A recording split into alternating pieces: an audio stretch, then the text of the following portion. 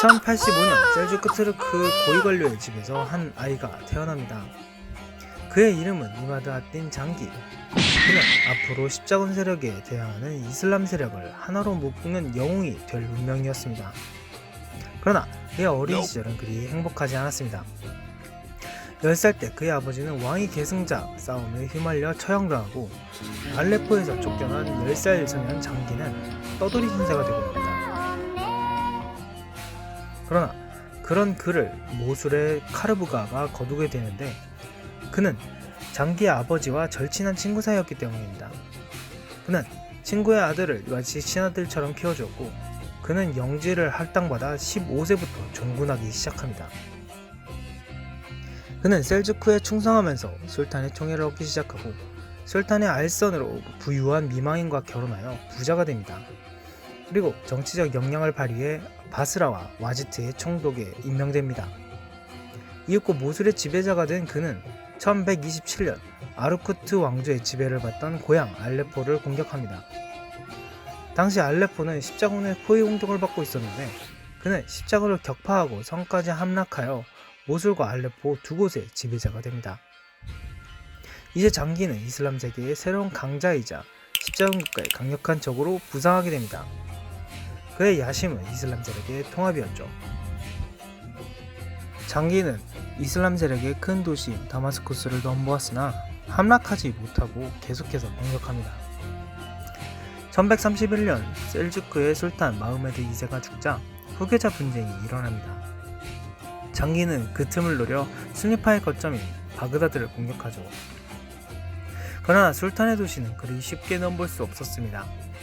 바그다드의 칼리프에게 매복으로 일격을 받은 장기는 티그리스 강으로 달아나게 되는데 이때 티그리트 영주인 아이유브가 도와 목숨을 건질 수 있었습니다.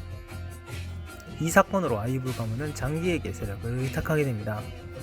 그러나 패배는 오래가지 않고 바그다드의 칼리프는 장기를 공격했으나 오히려 장기에게 포위당해 패퇴합니다. 한편 장기는 눈독을 들이고 있던 다마스쿠스를 포위 공격했으나 함락시키지 못하고 화친하게 됩니다. 이렇게 계속해서 장기가 다마스쿠스를 공격하자 다마스쿠스는 주변 국가와 손을 잡을 생각을 하게 되는데 결국 동맹을 맺은 곳은 바로 예루살렘 왕국이었습니다. 그러자 장기는 예루살렘 왕국의 왕 풀크와 전투를 치러 크게 승리하고 우위를 보여주죠. 이제 감히 이 또교들과 힘을 합치고자 했던 다마스쿠스를 공격해서 점령하려고 하기 직전 뜻밖의 소식이 들려오니 비잔틴 제국의 황제인 요한니스 2세가 군대를 모아 남하하려고 한다는 소식이었습니다. 장기는 풀크를 돌려보내주면서 싸우지 않을 것을 약속받고 비잔티움 제국과의 전투를 준비합니다. 한편 동로마 제국 황제 요한니스 2세는 안티오키아 공국을 점령하며 제국령으로 편입하였습니다. 그리고 이 지방의 강자였던 장기를 몰아낼 준비를 하죠. 네가 그렇게 싸움을 잘해? 옥상 올라와. 목표는 장기의 세력권인 도시 샤이자르였습니다.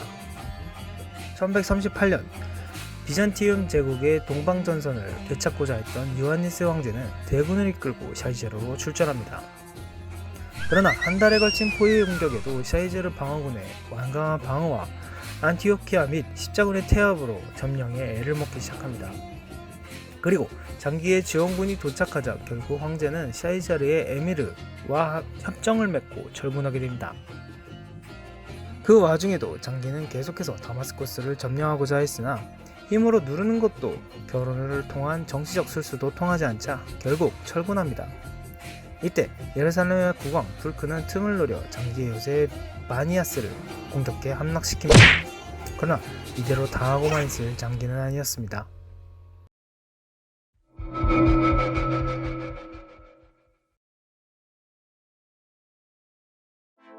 장기는 다마스쿠스와 예루살렘의 결탁이 못마땅했습니다.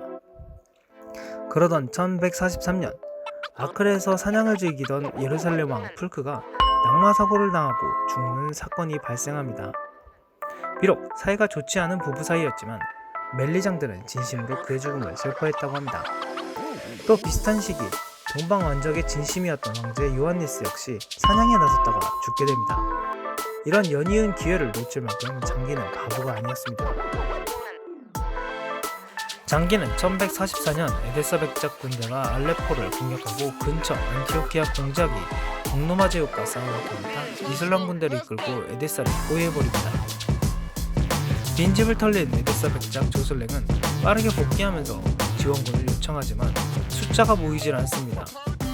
과거군의 숫자가 얼마 되지 않는 것을 본 장기는 느긋하게 성벽을 무너뜨리고자 합니다. 4주의 시간이 흐르고 결국 정문 주변의 성벽이 무너지면서 장기의 군대가 쏟아져 들어오고 방어군은 이틀을 더 버텼지만 결국 크리스마스를 하루 넘겨 완전 항복하게 됩니다. 이때 아르메니아인과 현지인들을 제외한 모든 사람들이 학살당하고 노예로 팔려가게 됩니다. 조슬랭의 에데사 군과 예루살렘 지원군이 도착했을 때는 이미 에데사가 함락당한 상황이었습니다. 이로써 첫 십자군 국가였던 에데사 군국은 실질적인 멸망과 함께 몰락의 길을 걷게 됩니다. 그러나 승리자였던 장기도 좋은 일만 있었던 것은 아니었습니다. 에데사를 정복하면서 이슬람 세력의 영웅으로 떠오르게 되었지만 각지에서 일어나는 반란을 진압하느라 그는 본거지 모술로 돌아가지 못합니다. 그러던 1146년 장기는 유프라테스강 인근의 자바르성을 공격하고 있었습니다. 일설에 의하면 장기는 술에 취해 잠을 자고 있었는데 장기의 노예 몇 명이 막서로 들어와 장기가 먹던 술을 마셨다고 합니다. 마침 잠에서 깬 장기가 이 광경을 보고 노하여 노예들은 호되게 질책하고 다음날 문책할 것을 얘기하고 다시 잠들어버립니다. 그의 성격상 내일이면 죽은 목숨이라고 생각했던 노예들은 두려움 끝에 자고 있던 장기를 칼로 찔러 살해하고 맙니다. 장기가 이렇게 죽자 군대는 부심점을 잃고 와해하였고 그의 아들들이 내전을 하면서 장기 왕조는 잠시 혼란에 빠지게 됩니다.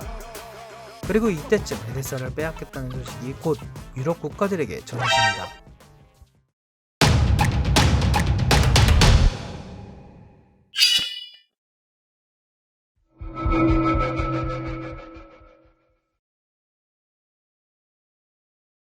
한편 에데사 백국의 몰락은 유럽 사회를 충격으로 몰아넣게 됩니다. 가장 먼저 생긴 십자군 국가의 몰락의 위기를 느낀 교황은 1145년 교황 에우제니오 3세가 직접 교서를 발표하여 1차 십자군의 영광을 재현하고자 십자군 결성을 촉구하게 됩니다. 이에 응해 프랑스의 루이 7세와 그의 아내 아키텐의 엘레오노르, 독일의 콘라트 3세가 참가하게 됩니다. 마침내 영주 수준이 아닌 왕들이 결성한 십자군이 결성된 것입니다. 동시에 스페인과 남프랑스 영주들은 제노바 사람들과 힘을 합쳐 스페인 회복을 위한 십자군을 결성하여 이베리아 반도를 되찾는 레콩기스타를 도와주기도 합니다. 동방으로 향하게 된 제2차 십자군은 콘스탄티노플에서 모여 진군했던 1차 십자군과는 달리 각자의 루트를 통해 동방으로 향하게 됩니다. 우선 1147년 5월 19일 플랑드르, 노르만, 잉글랜드 지역에서 모인 십자군이 이베리아 반도를 따라 남하합니다. 이들은 지나가다가 리스본을 공격하고 있던 포르투갈 국왕에게 구원 요청을 받는데 포르투갈 국왕 알폰소 1세는 리스본을 약탈할 권리를 주었고 십자군들은 이에 호응하여 3개월에 걸친 공격 끝에 리스본을 점령하게 됩니다. 약탈을 통해 보급물자를 얻은 십자군은 다음해 봄에 항해를 재개합니다. 신성 로마 제국의 황제 콜라트 3세는 동일군을 이끌고 1147년 5월에 출발하여 9월에 콘스탄티노플로 도착합니다. 그들은 프랑스 십자군을 기다리지 않고 육로를 통해 안티오키아로 이동하다가 1차 십자군이 트루크군을 이겼던 도릴라윤에서 트루크군과 맞서게 됩니다. 그러나 1차와 달리 트루크 군대는 독일군을 무참하게 박살냈고 독일군 2만 중 1만 8천의 사상자를 내면서 패전하게 됩니다. 살아남은 콜라트 3세는 콘스탄티노플에서 치료를 받고 프랑스군을 기다립니다. 이번 원정의 가장 중요한 메인인 루이 7세의 프랑스군은 1147년 6월 출발하여 10월에 콘스탄티노플에 도착하고 곧 소아시아로 이동합니다. 그들은 위험한 육로 대신 제중의 연안을 따라 이동하기로 하였습니다. 그러나 동로마 제국의 영토 내에서도 트루크군 기병대에게 지속적인 공격을 받게 되고 기진맥진하던 프랑스군은 라오디케아에서 트루크군에게 패배를 안게 됩니다. 그러나 많은 지창군과 군대를 이끌고 왔던 루이 7세는 금세 부대를 재건합니다. 이렇게 속속 서방의 군대가 박살나는 와중에 장기가 갑작스런 죽음을 맞게 되고 그의 아들 누르 아딘이 세력을 잡아갈 무렵 안티오키아 레몽이 이 사이를 파고들어 알레포를 공격할 것을 주장합니다. 그런데 프랑스 국왕 루이 7세가 이 계획에 동참하지 않습니다. 여기에는 재밌는 이야기가 들려오는데 루이 7세의 아내 엘레오노르는 열성적인 신도로 십자군 전쟁에도 따라 종군하였습니다. 그런데 루이 7세가 자신의 계획에 시큰둥하자 레몽은 자신의 조카인 엘레오노르를 설득하려고 했는데 이 둘의 사이가 연인관계라는 소문이 돌자 루이 7세는 상당히 불쾌하게 여기죠. 그런 와중에 엘레오노르는 알레포를 공격하지 않으면 이혼하겠다고 선언하고 이에 경로한 루이 7세는 그녀를 감금시키고 예루살렘으로 떠나버립니다. 예루살렘에 도착한 루이 7세는 서방에서 도착한 십자군 군대와 돈으로 용병을 고용한 콜라트 3세까지 합류하여 어느 정도 세력을 확보하게 됩니다. 그러나 정작 목표했던 에데사 왕국의 탈환은 어디가고 이들은 예루살렘 왕국의 우방이었던 다마스커스를 공격하게 됩니다. 새로 도착한 십자군들에게 현지 사정과 이두교와의 동맹은 그리 중요하지 않았던 것이죠.